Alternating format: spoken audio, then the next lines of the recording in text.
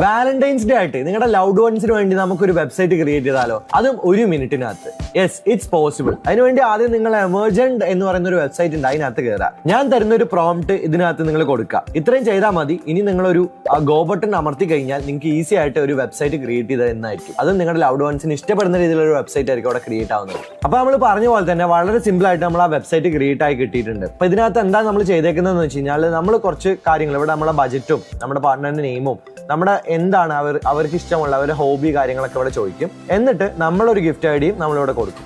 അപ്പൊ ഈ നമ്മൾ കൊടുക്കാൻ ഉദ്ദേശിക്കുന്ന ഗിഫ്റ്റ് ഐഡിയും ഈ AI പ്രെഡിക്റ്റ് ചെയ്ത ഗിഫ്റ്റ് ഐഡിയും ഇതിനകത്ത് നമുക്ക് ഒരു കമ്പാരിസൺ കിട്ടും. അപ്പൊ ഞാനിവിടെ ഒരു 250 അഞ്ജലി, പിന്നെ നമ്മുടെ ആളുടെ ഇൻട്രസ്റ്റ് മൂവീസ് എന്ന് ഞാൻ കൊടുത്തു.